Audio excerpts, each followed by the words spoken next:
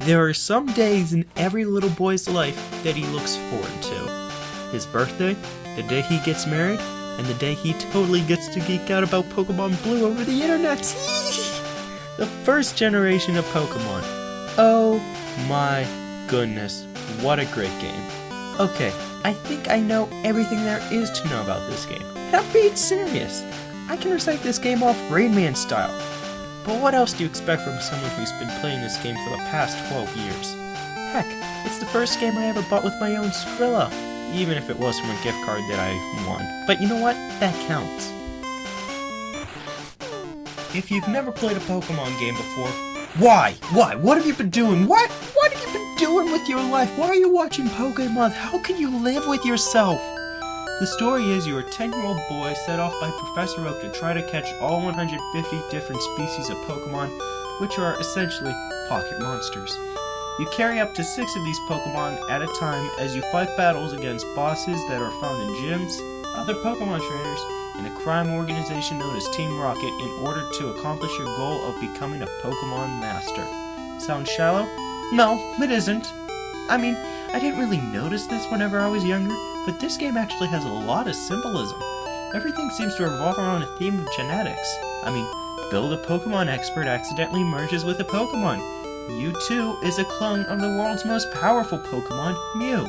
And then of course you have the concept of evolution. Some Pokemon can evolve whenever they reach a certain level, are given a certain stone, or traded. So that also leads us to Eevee, who has the first branch evolution. He could either evolve into Jolteon, Vaporeon, or Flareon. And I know branch evolutions aren't anything new today, but back in the day, that was pretty exciting. The characters are also very memorable, especially the antagonist. Don't get me wrong, some of the NPCs are hilarious and weird, like what were they thinking whenever they made him? But the antagonists are where it's at. The gym leaders and the final boss, the Elite Four, or 5, were always over-leveled compared to you, but if you stood your ground and used strategy, you can beat them with ease. Giovanni, the boss of Team Rocket, is so cool that Game Freak just copy and pasted his character into the next 3 generations of Pokemon. He's actually surprisingly 3-dimensional. He doesn't bother to explain to you his motives because he knows you won't understand, but he also doesn't want to face his demons. He knows it's wrong what he's doing to Pokemon, but he can't turn his back on his crime organization. That's pretty dark for an E-rated game. And then we have Gary Oak. What a jerk. He's so annoying. I mean, he's always one step ahead of you. Now think about it. Gary is always one step ahead of you. Not only does he beat every gym before you, but whenever he challenges you to a battle, he's always coming from the direction you were heading. That's such a great decision by Game Freak. It's like he's saying, come on, try to catch up. Oh, and he always has more Pokemon than you. I mean, nobody has that many Pokemon whenever you're on the SSN. And finally, maybe the most annoying part, he never seems to care whenever he loses in a battle. He is indifferent, which really hammers in the fact that you hate this guy. And what a fantastic rival he is. Nothing against the other generations of Pokemon, but none of them have been able to create a character as cool as Gary. You just gotta love to hate him. There are so many awesome elements to this game that if I talked about all of them, we'd be here forever. You've got immersive characters, fun minigames, the Safari Zone, which lets you catch some of the rarest Pokemon in the entire series, great glitches that you can unlock. Wait, did he just moonwalk? And one of the best final boss battles in history.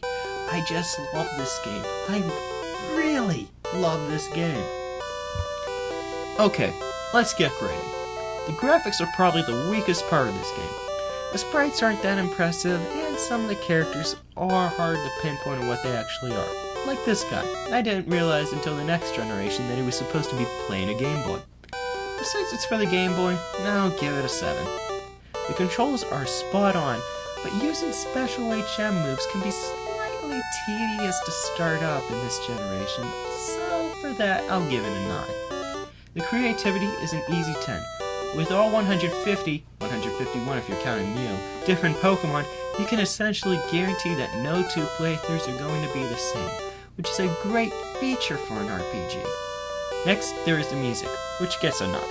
There's so many memorable themes that you know what?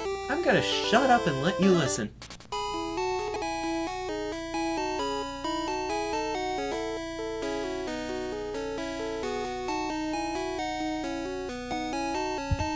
Do you want to know why the soundtrack didn't get a 10? Oh, you know why. It's because of Lavender Town. We all hate that theme. Finally, fun. This is where this game really excels. It gets another 10 here, and this is actually one of my favorite RPGs ever made. This game overall gets a 9 out of 10. If you don't have it, please pick it up off of eBay or Amazon. And as for the remake, that's pretty fun too, but you can't go wrong with the original. Pokemon Blue, you rock, man!